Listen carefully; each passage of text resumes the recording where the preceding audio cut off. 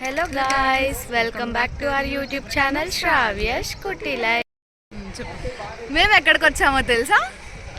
ఇవాళ మేము ఎక్కడికి వచ్చామో తెలుసా? మా 2025లో ఫస్ట్ ట్రిప్. ఎక్కడికి వచ్చాం? ట్రిప్ కాదు, ఇది తీర్థయాత్ర.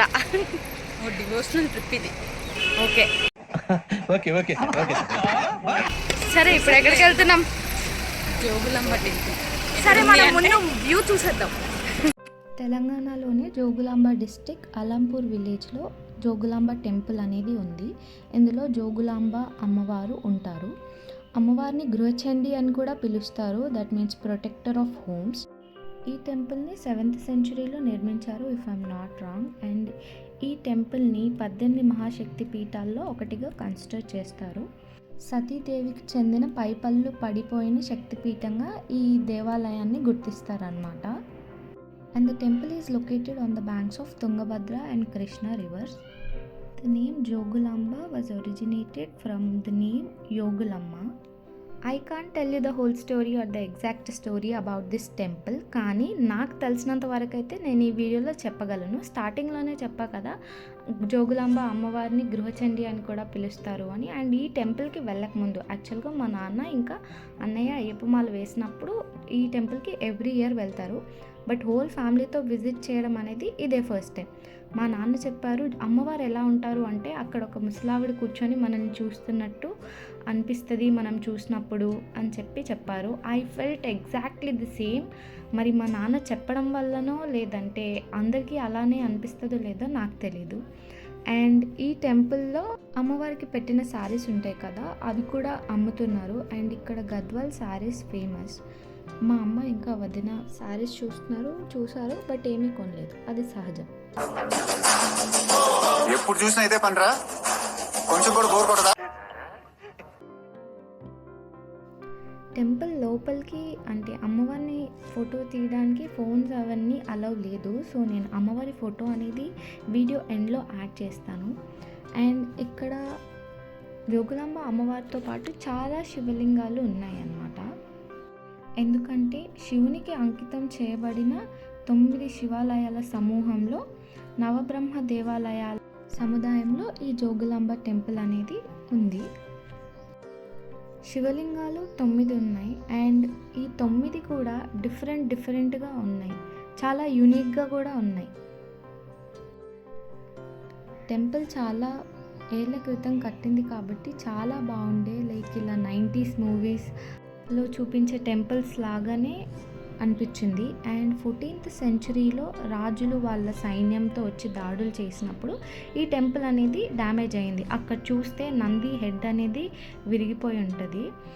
ఆ దాడులు జరిగే టైంలో జోగులాంబ అమ్మవారి శక్తి రూపాలైన చండీ ముండీలను దగ్గరలో ఉన్న నవబ్రహ్మ దేవాలయాల సముదాయంలోని బాలబ్రహ్మ దేవాలయంలో దాచిపెట్టారు. కానీ జోగులాంబ అమ్మవారికి మాత్రం ఇక్కడే పూజలు అనేవి జరుగుతూ ఉండేవి.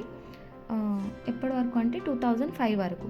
2005 తర్వాత మళ్ళీ టెంపుల్ని రీకన్స్ట్రక్ట్ చేసి అమ్మవారి విగ్రహాన్ని మళ్ళీ ప్రతిష్ఠించారు.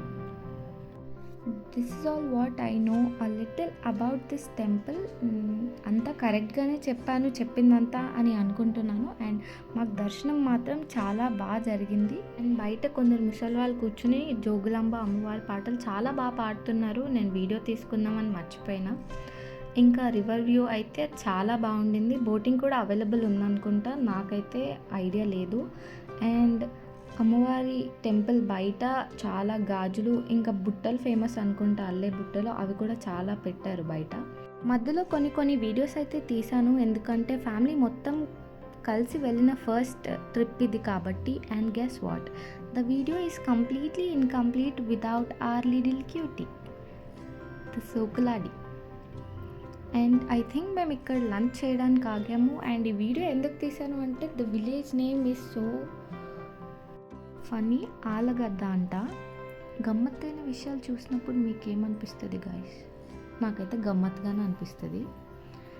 దారిలో వెళ్తున్నప్పుడు మాకు చాలా టెంపుల్స్ కనిపించాయి, కానీ ఈ టెంపుల్ చాలా యూనిక్గా ఇంకా కొత్తగా ఉండే. ఐ థింక్ ఇది ఇంకా కన్స్ట్రక్షన్ అవుతుంది. అండ్ కొత్తగా అండ్ మంచిగా ఎందుకు అనిపించిందంటే శివలింగం లోపల నుంచి ఎంట్రన్స్ ఉంది ఈ టెంపుల్కి. తర్వాత మేము కాణిపాకం స్టార్ట్ అయిపోయాం. టీ తాగడానికి ఆగాం ఇక్కడ, కానీ మా వదిన వాళ్ళ తమ్ముడు అన్నీ చెప్పేశాక వీడియో కోసం మళ్ళీ ఆర్డర్ ఇస్తున్నాడు. అల్లంపూర్ నుంచి కాణిపాకం వెళ్ళే రోడ్లో మాకు ఈ పొగాకు ఫీల్డ్స్ అనేవి కనిపించాయి.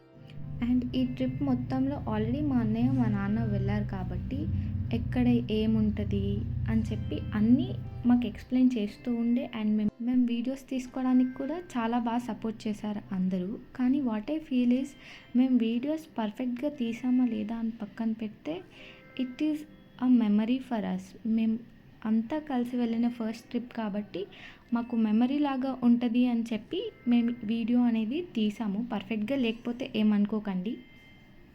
ఈ వీడియో చూసే మీ అందరికీ కొంచెం యూస్ఫుల్ ఇన్ఫర్మేషన్ అండ్ వెళ్ళిన మాకు చాలా మెమరీస్ అయితే ఉన్నాయి.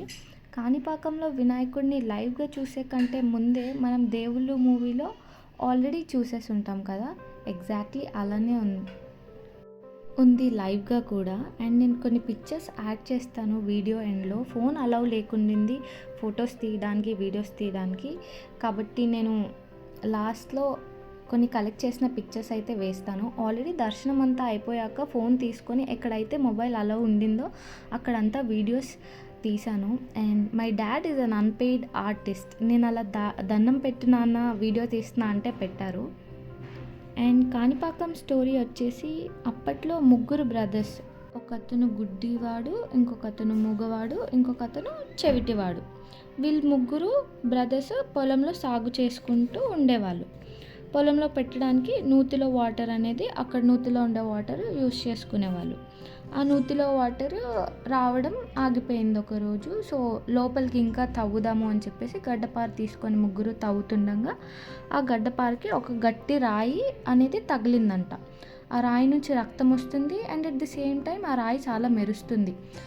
కొంచెం సేపటికి ఆ నూతిలో ఉండే వాటర్ కూడా మొత్తం రక్తంలాగా మారిపోయింది. అండ్ ఆ రాయి అంటే వినాయకుడి విగ్రహం పూర్తిగా తవ్వకముందే వీళ్ళకి అవిటతనం అంతా పోయింది. ఈ విషయం తెలుసుకున్న చుట్టుపక్కల ఊరి ప్రజలంతా వచ్చి ఆ నూతిని ఇంకా లోతుగా తవ్వుదామని ప్రయత్నిస్తుండగా వారి ప్రయత్నం పూర్తవ్వకముందే వినాయక స్వామి వారి స్వయంభూ విగ్రహం నీటి నుంచి ఆవిర్భవించింది. ఇదంతా చూసిన ప్రజలు ఆయన్ని స్వయంభువుడు అని గ్రహించి కొబ్బరికాయలు కొట్టడం అయితే స్టార్ట్ చేశారు. ఆ అభిషేకం చేసిన కొబ్బరికాయల నీరంతా 1 ఎకరం పావు దూరం వరకు ఒక చిన్న కాలువలా ప్రవహించింది. అప్పట్లో కాణిపరకం అని తమిళ పదంతో పిలిచేవారు, ఇప్పుడు కాణిపాకం పిలుస్తున్నారు. ఇప్పటికీ వినాయకుడు బావిలోనే ఉంటారు. కాణిపాకంలో కూడా మాకు చాలా బాగా దర్శనం జరిగింది. అండ్ మేము నైట్ టైం వచ్చాం కాబట్టి వ్యూ చాలా బాగుంటుంది. లోపల వెండి వినాయకుడు, ఇంకా వినాయకుడి రూపాలు వేరు రూపాలు ఉంటాయి కదా, అవన్నీ కూడా మంచిగా డీటెయిలింగ్గా ఉండే. ఎక్కడికి వెళ్ళినా ఈ షాపింగ్ బయట ఈ షాప్స్ అనేవి common. So and we were unable to shoot లోపల ఉన్న వెండి వినాయకుడు, వెండి సర్పాలు అన్నీ. అయినంత వరకు వీడియో తీసాము. టెంపుల్ నుండి బయటికి రాగానే పార్కింగ్ ఏరియా స్పేస్ పక్కనే శ్మశానం అయితే ఉందంట, మా నాన్న చెప్పారు. Thank you for watching this video. If you like the video please like, share and subscribe to our YouTube channel Shravyash Kutti life and consider subscribing for more vlogs. ఇంకా Day 2, Day 3 కూడా నేను పెడతాను. Bye guys. సబ్స్క్రైబ్ చేసుకోండి friends.